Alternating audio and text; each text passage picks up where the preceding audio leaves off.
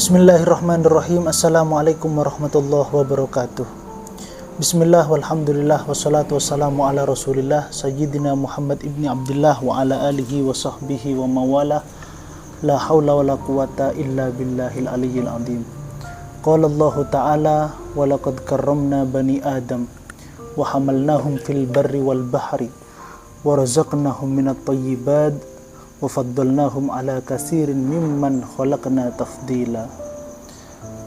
Ayyuhal ahibba rahimakumullah. Allah Subhanahu wa taala berfirman dalam Al-Qur'an, wa laqad karramna bani Adam. Sungguh telah kami Allah muliakan manusia dengan sebenar-benarnya kemuliaan. Tatkala kita mendengar ayat ini, maka masuk dalam pikiran kita, dari mana sisi kemuliaan manusia? Mungkin sebagian orang mengira bahwa kehidupannya stagnan atau tidak ada kemajuan sama sekali. Namun apabila kita mulai membaca tafsir-tafsir para ulama, mereka mengatakan maksud daripada Allah muliakan manusia bukan dari sisi harta duniawinya, akan tetapi ditakdirkannya menjadi seorang manusia itu sungguh telah menjadi satu kemuliaan. Dari mana kemuliaan itu ada? Paling tidak kata para ulama 4 hal menjadi manusia itu mulia. Yang pertama, Allah khususkan manusia dengan diberikannya mulut dan akal, yang dengan mulut itu manusia bisa berbicara dengan bahasanya, dan akal untuk didaya gunakan berfikir. Yang kedua, Allah muliakan manusia dengan beragam makanan dan pakaian yang itu tidak ada pada selain manusia. Yang ketiga, Allah muliakan manusia dengan cara dijadikannya sebaik-baik bentuk dan rupa yang itu tidak ada pada diri selain manusia. Dan kemuliaan yang keempat, Allah jadikan seluruh makhluknya untuk melayani umat manusia. Maka dengan 4 hal ini sudahlah cukup manusia itu mulia tanpa harus menjadi siapa-siapa dan berprofesi sebagai apa-apa. Namun saudara-saudaraku yang beriman, yang saya cintai, perlu diketahui bahwa banyak di antara manusia yang mereka tidak mau mempertahankan kemuliaan yang Allah berikan dengan cara mereka yatakhallaq bi akhlaqi man dunal insani darajatan wa martabatan. Mereka berakhlak dan mengekspresikan dirinya sebagai seorang pribadi yang derajatnya di bawah makhluk bernama manusia.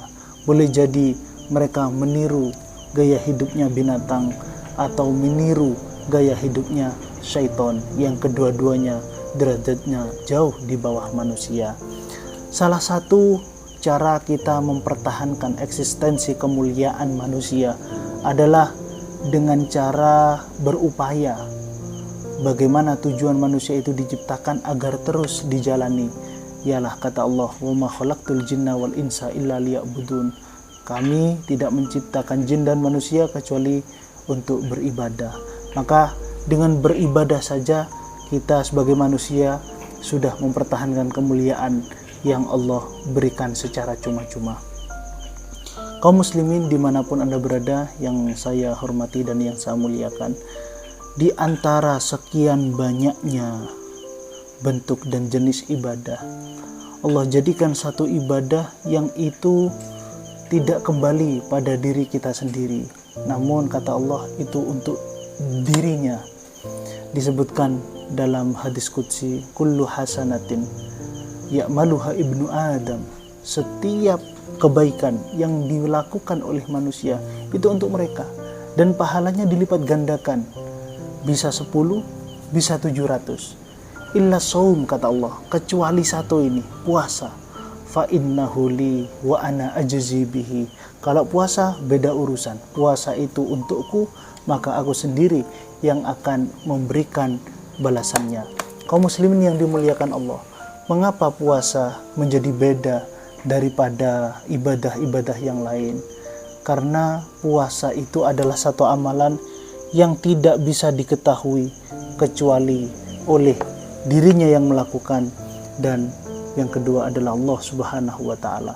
Bagaimana tidak, kalau kita mulai mencoba melihat kapan orang itu sholat, manakala kita mendapati dia sedang ruku ataupun sujud.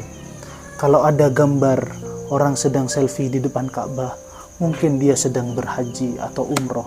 Kalau kita melihat potretnya orang yang sedang membagikan beras 3 kilo, boleh jadi dia sedang menunaikan zakat fitrahnya. Namun bagaimana dengan foto dan gambarnya orang yang sedang berpuasa? Lemas, lesu bukan ciri orang berpuasa. Tidur apalagi bukan sama sekali ciri orang berpuasa. Maka dari sini puasa itu yang tahu hanya dirinya sendiri yang melakukan dan Allah Subhanahu wa Ta'ala. Kata Allah dalam hadis qudsinya, taroka aklahu, taroka ta'amahu, wa taroka syurbahu, wa taroka syahwatahu. Lihat itu manusia, dia meninggalkan makanannya, meninggalkan minumannya, meninggalkan syahwatnya, li ajli, karenaku. Oleh karena mereka meninggalkan karenaku, maka wa ana ajzibi, aku sendiri yang akan membalas puasanya. Kaum muslimin, saudara seiman dan seagama yang dimuliakan Allah dimanapun Anda berada, Ramadan saat ini memang benar-benar ditakdirkan untuk kita yang hidup menemui bulan Ramadan. Barangkali ini adalah bukti bahwa Allah telah mengijabahi doa kita paling tidak 3 bulan yang lalu. Kita memperbanyak doa, Allahumma barik lana fi Rajaba wa Sya'bana wa ballighna Ramadan. Dan setelah kita disampaikan di bulan suci Ramadan, lalu apa kemudian? Kita minta disampaikan bulan Ramadan, lalu sekarang apa setelah sampai di bulan Ramadan? Apakah kita akan menyia-nyiakannya begitu saja? Tentu tidak. Maka mari kita meminta maunah dan pertolongan dari Allah agar bisa memaksimalkan bulan suci Ramadan dengan sebaik-baiknya. Kaum muslimin yang dimuliakan Allah, Ramadan untuk tahun depan dan tahun-tahun berikutnya mereka pasti akan datang. Tapi masalahnya bukan Ramadannya, tapi diri kita. Akankah kita akan menemui bulan Ramadan selanjutnya, atau justru ini akan menjadi Ramadan yang terakhir bagi kita?